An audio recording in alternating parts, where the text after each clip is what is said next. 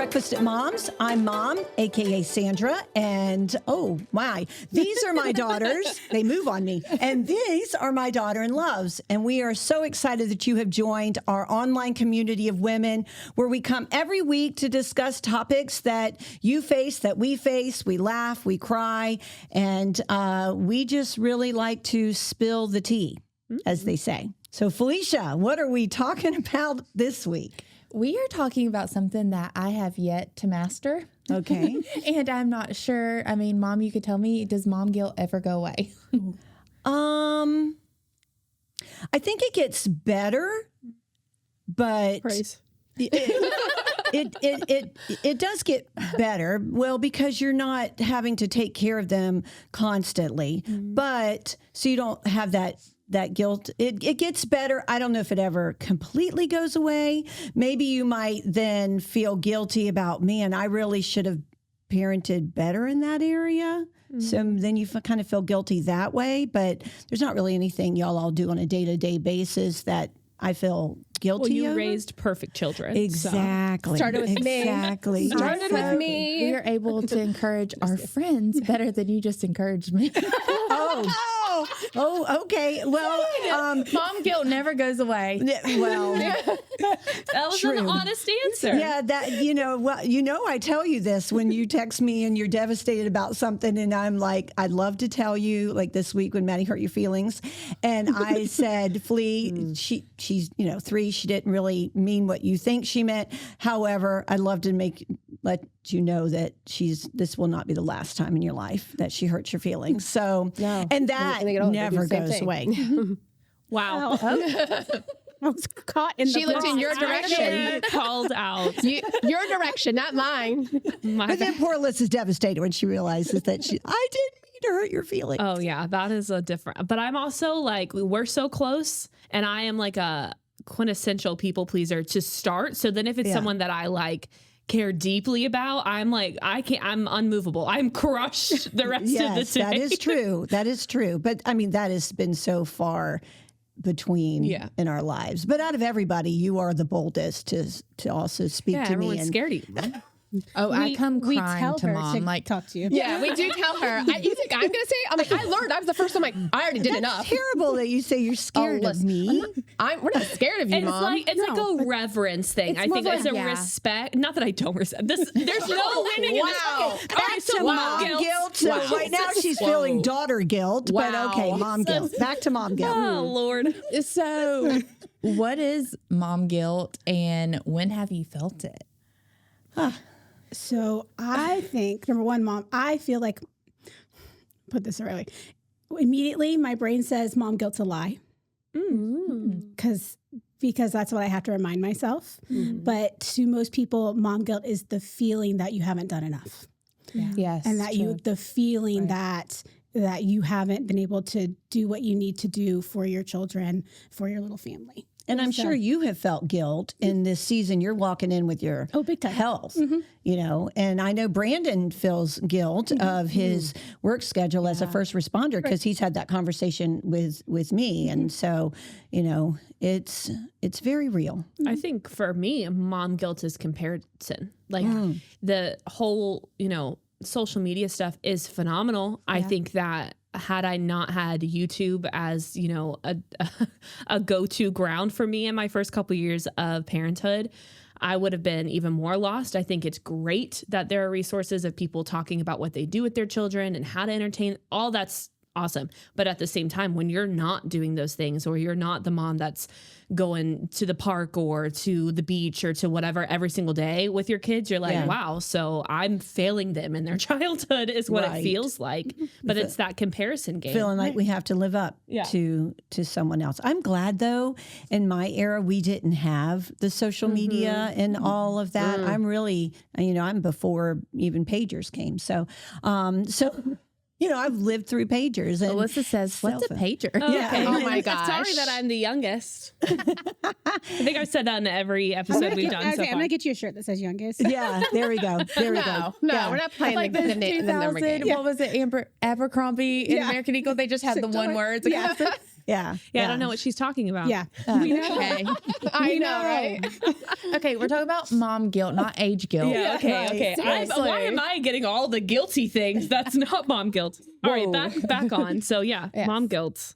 Yeah, it's the comparison is huge, and social media can be so helpful in how do I do this better? Yeah. How like giving you tips and tricks. Yeah. But it also can, and I don't think anyone, I mean, I shouldn't say that because I would hope the intention of people is not to cause like, oh, look what I'm doing. I'm a better parent than you. Like, I really don't think people go on there doing that, especially the people I think we choose to follow. Yeah. Right. And so I think when we see it, it's us in our own head. Like our kid has no clue that there are kids out there that go to the park every day. Right.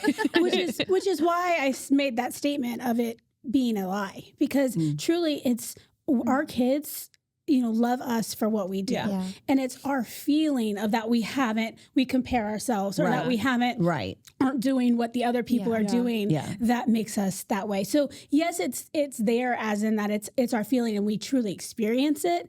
But that's why I said like it's ultimately just something that it's a fear of ours that we're, having come out. Yeah, absolutely. That's really good. So I think about mom guilt and I think, okay, I have this mom guilt of whenever I feel like I fell. Like I didn't get the house vacuumed and mopped, but I did A, B, and C. Maddie had a fever, so I had to take care of that, like things like that. So what really, when we look at mom guilt, what is the cost of not taking the time to do what we need to do? Do what we need to do as in Like specify. Okay. For instance, Not laundry. You're not referring to like that or just mom guilt in a whole. So Maddie has a fever. My whole entire day is just thrown up in the air because of that. Right. But I feel guilty because I'm calling my husband to bring home dinner and I didn't get a chance to cook. Right. So like me taking that time because I had to take care of her. Yeah. That does not make me a bad wife or a bad mom to Jason because she needed my attention. Yeah. Exactly. And it goes back to like what Brooks says, we put it on ourselves and feel that way. So I love the story that you tell about when you were first married in the laundry. Will you tell that story?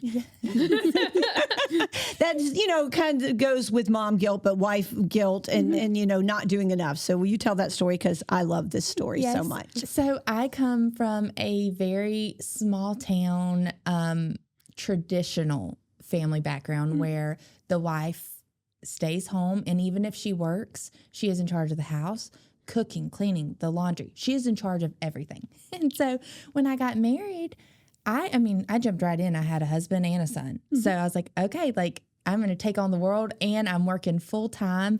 My commute is an hour and a half each way. Like I got this.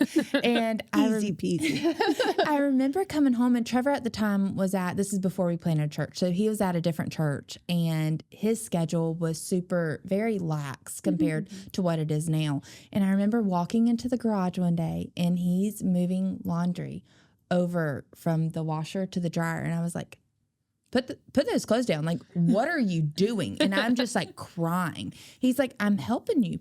I don't need help. Like, and I was so much guilt and shame that my husband, like I was not doing enough for my husband when reality is I learned that day we're a team and I needed help and he picked that extra load up for me. I totally understand that. As being the new, newlywed. Candace is going to get a shirt that says newlywed. Newlywed. But I also, I don't have, so this is for all the newlyweds and we're single people or, hopefully. Single for a long time. Single for a long time, you were girl. single until you were... Don't say those words. We are all getting called out in this episode. 1, 2, 3, 4, and a 0. Unlike my sisters, remember that whatever age you are, it is beautiful for you. Exactly. Amen. Listen, I'm going to be 60 this year, and I'm okay with that. Yes. Wow. Okay. Okay. Let me just back to track. Okay. So often. Yes. All right. I did wait to get married. Again, it's okay to wait. Don't do what the world says. You don't have to do it at a particular time. You're welcome to wait. I don't know how many times people are like, are you getting married soon? Did you find a guy? Did you scare another one away? You know, all that kind of stuff. Wait, the person will come. Exactly. When you least expect it. And it's just even more amazing. Yeah. Talk about being an amazing husband. My man, I have to give him up. He is amazing. I don't necessarily have to feel so much mom guilt as probably as much as you guys, because Roxy's older. So it's a different kind of guilt. Yeah. And I would say, because she is older and I haven't got to experience all the little stuff and know her insides and outs. I know what she likes, what she's allergic to. Mine's more of like, I get to learn about Roxy for the next 2 more years before she leaves me, which that whole feeling by itself, let me tell you, is so scary. And I never knew what mom felt when I left, because I left when I was like 18, 19, to be a flight attendant. Terrifying. And I can only now wondering, she's about to be driving and I'm nervous as hang. And I'm like beyond, and I'm just, I had no idea what these feelings were, but getting to know her more and just knowing that I'm impacting her life right now. And I'm hoping, and I understand, like, we do that to ourselves. Yeah. We put it on ourselves. Yeah. The wife guilt is probably what I feel the most. Yeah. Because I did think, I work a full-time job. I come home, I need to cook, I need to clean. Like today, I'm like, I'm doing a podcast, babe. I got laundry to do. He goes, babe, and this is where I'm telling you how to fix this. I'm how to, or hope to help you understand to fix it. Have a spouse or a husband or your boyfriend at the time understand where you're at and what you're thinking, your agenda for the day. I need to get laundry done. What do you want for dinner? What's this? And he is the one, your partner, like, I got it. It's okay. Yeah. You can't be everywhere. You need to relax.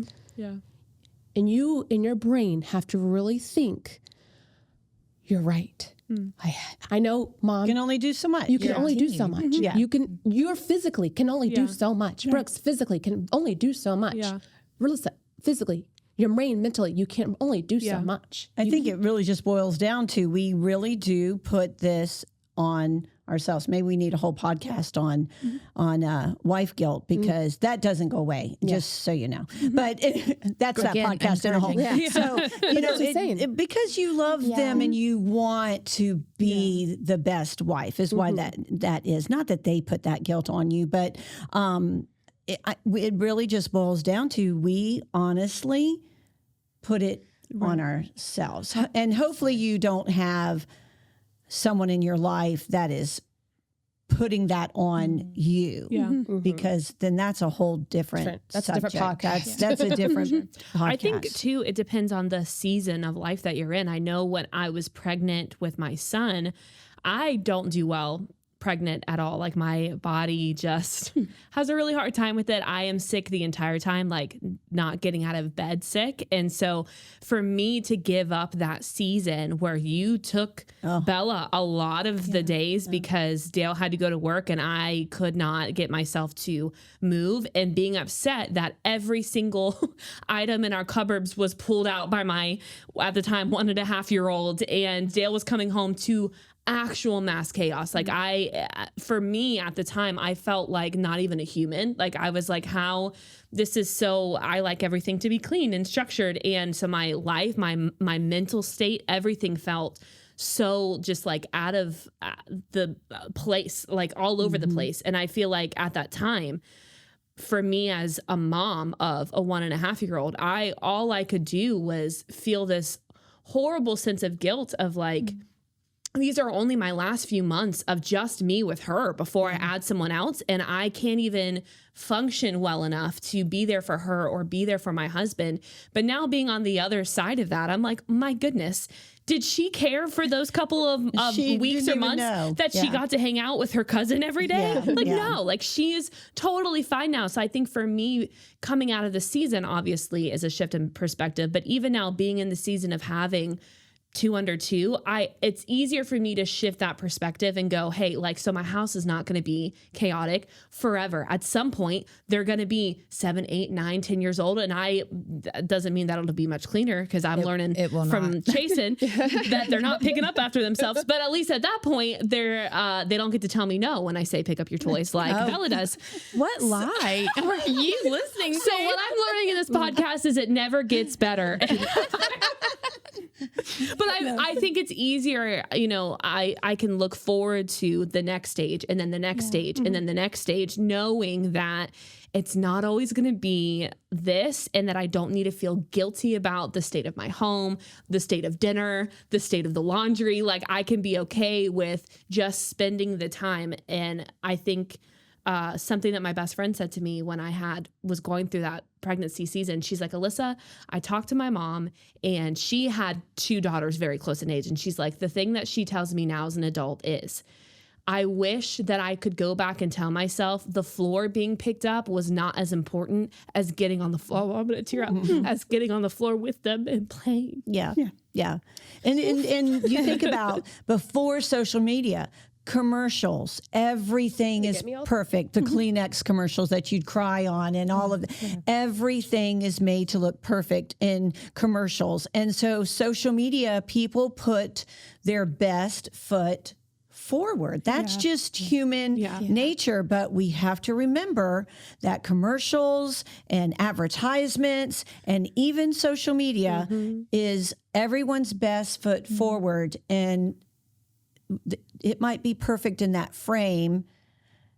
This looks perfect, but that is chaos on this side over here. If y'all could see what's behind us, but so this looks great. So, because you want to put your best foot forward, but at the same time, we have to remember in that perspective that it's not real life. And just because we see somebody that we follow on social media that they look perfect in that photo or in that video, they're having chaos. Yeah. And they're having self-doubt and they're having mom guilt and they're dealing with all of the things that we deal with, which is why we wanted to build this online community, because we wanted to be an encouragement, a cheerleader, cry together, laugh together, because we do feel like this as women, and sometimes we feel alone. And that was going to be my point, because Candace has talked about wife guilt, mom guilt. Like, for me as a fire wife, first responder life, like, I have both of those put together because I carry the burden of almost being the default parent. Right. So, because Brandon comes in and out with his schedule, and then the days that he is home, it's very much, that he either has to rest because he hasn't slept in 24, 48 hours.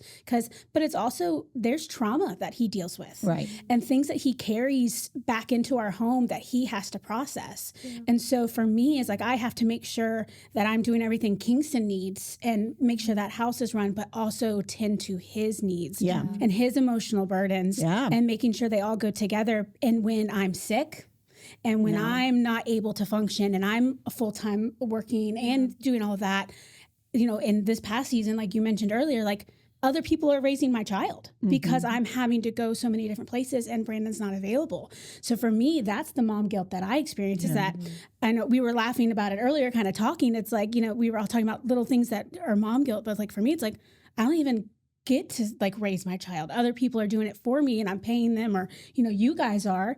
And it's like, but it's those moments that we do find that we spend that quality with them. Right. And that is way over an abundance meaningful to our children and our family. It's, quality over quantity. Exactly. Right? Exactly. And remembering that overweighs that mom guilt, And it's so like, even like with Kingston and Bella, like anytime they're over at our house, like, I love when they're there and I'm giving them all the chocolate. I know. Where? And they love being there. Yes. They love being there, but guess where they want to be at night? Right. They want to be with mommy and daddy. Right. And so like, I think that that's something like we all have to remind ourselves is like, even though like something so silly that hurt my feelings the other day was Maddie likes when Aunt Alyssa pulls the wagon on our morning walks. And when she constantly asks, Aunt Alyssa push me. Aunt Alyssa push me. No, mommy's turn. No, it's Aunt Alyssa's turn. Okay, well, that just hurts. Okay, baby Dale wants me. And meanwhile, I am out of breath. I'm like, no, it's mommy's turn, please. And so, but it's just knowing that our kids know that we love them with all of our hearts. And at the end of the day, they want to be with us. They know Aunt Alyssa's house is fun. Aunt Brooks' house is fun. Aunt Candy is fun. Gigi's fun. But at the end of the day, fun. they want to come home to mommy and daddy. And I think, you know, when they're away, especially when it's something that is for us, we need that time. And so I get guilty of whenever I need just space. I need to close my bathroom door, take a bath where Maddie's not coming in and out. And then I like feel bad sometimes. I'm like, she's at the door wanting me, but mommy literally just needs to decompress. And But think of it this way. You're also teaching her that as she gets older, she's allowed to have that boundary where people don't have to do something that she needs that space for. So instead of looking at it as a guilt thing for you, look at it as this is a great way of teaching Maddie that everyone is allowed a quiet space or an alone space. And then, you know, tell her like, you know, you can set her up to play with Bubby or tell Trevor, you know, this is great father-daughter time. I think that's true though, because something that I just started implementing with Bella, I realized in my own life was I will tell her every day that daddy's going to work. Oh, he's going to work. That's where he's going. But if I had to go do something like the podcast or going to a meeting, I'm like, okay, I'll be soon. I'll be right back soon. I'll right back 1 minute. Like, I feel like this weird, like I have to explain to my toddler that I'm going to be right back and it's not a big deal. So recently I've been changing that language of, you know, today I told her mommy's going to work. I have a meeting. So she's just running around the house. Mommy has a work meeting. Mommy has a work meeting. But I want her to learn, like, she doesn't necessarily know when I'm on my laptop that that's work and I'm doing that at home. So she's learning, like, I am working, or I say now, Daddy and I are going on a date. Like, I don't hide that from her. We're going on a date and we will always come back home. Like, you're teaching that verbiage by what you're doing. And that's so important because you're setting up the next generation to, let's hope, has less guilt over things because they know that these things are okay. So, Flea, you mentioned like stepping back and just needing that moment to rest. And it reminded me of the story of, is it Hagar? When she, runs out and God finds her. And that's when we get the term, is it Elroy? The name of God, and it means the God who sees me.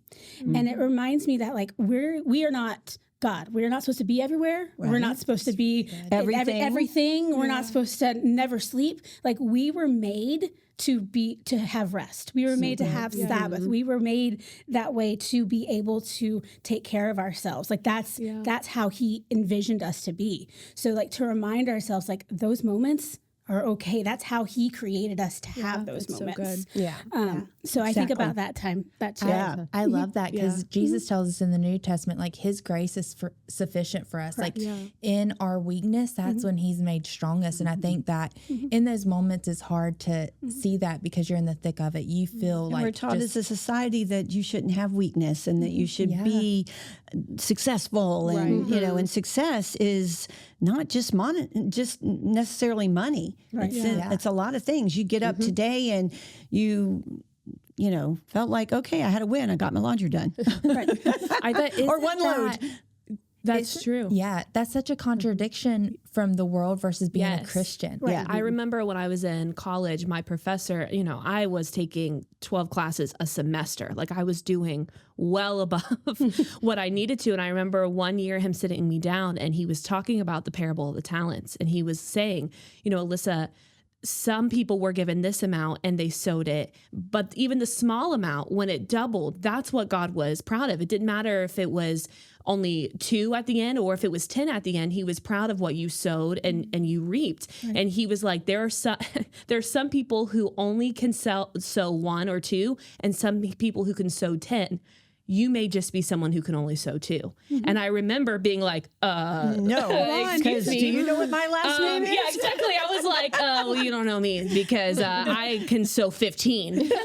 But it was such a self-reflective moment to go, okay, maybe I'm not someone that can sow 15. But look at what was subconsciously put on you throughout life from parents who are just go, do. So I remember being like almost like hurt and offended by him saying that. But now It's I so can look true. back and go, okay, that's true. I can only hold so much in my hands before it all starts dropping and I'm trying to pick stuff up. So why not run with the 2 super well?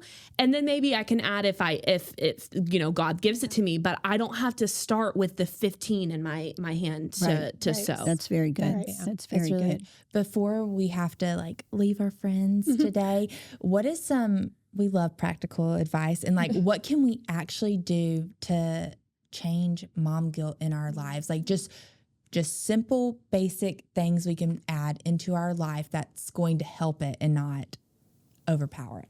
I say support. I think support, communication with your partner, your husband, your wife and everything. And then just talking with your kids, like Alyssa said, tell them where you're going to go. Be honest, spending time and cherishing those moments. Yeah, Yeah. that's good. I think that quality time is what it comes down to. Everything else can be running around in the world, but you probably will feel your best after spending that quality alone time with your child at the end of the day. Whether that's, I was telling Mom the other day, I've started to set timers for myself for Bella when she's like, Mommy, play with me, do this, do this, do this. And I feel so guilty because I really have so much work to do. I'll tell her, hey, I'm going to set a timer for 10 minutes and we're going to sit on the floor together and play that game. But when we're done, Mommy has to get back to work. For me and for her, 10 minutes, I mean, to a 2-year-old, a It's a 10-minute long time. game is like, Right. we're in it. And she's about bored by the time the timer goes off. Right. So, but I know for me, it gives me a second to go, okay, like she felt fulfilled. I got to like be with her for a minute and now I can go and do my thing. And I know not everyone has is able to be at home and do that throughout the day. So maybe for you, it is when you get home and it's 6 o'clock or it's at bedtime that you're like, hey, for bedtime, even if you are older, we're going to sit down together in bed before you go to sleep and you're going to tell me about your day and just, unload those things so that we are meeting each day. Exactly. I think that for me, it's just to remember that mom guilt is rooted in us viewing our failures, right? It's us That's good, focusing on our failures, and the God that we love and serve sees us as complete and whole. Yeah. And he doesn't see that, and that we have to remember to walk in how he sees us. Yeah. I love that. I love that.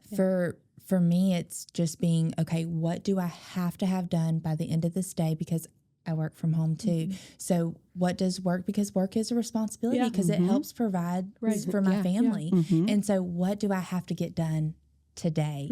And doing that well with my And what can I let go? Okay. Well, that's all we have time for this week, but we'd love for you to keep the conversation going by putting your comments below. Tell us topics that you want us to talk about in the future. Head over to our website and let us know there. Or while you're there, sign up for our free newsletter so you can stay in the know. But we just want to leave you with this, is that just know that you've got this. You can do this. And you are beautiful. And we are honored that you're part of our online community. So until next time, we'll see you later.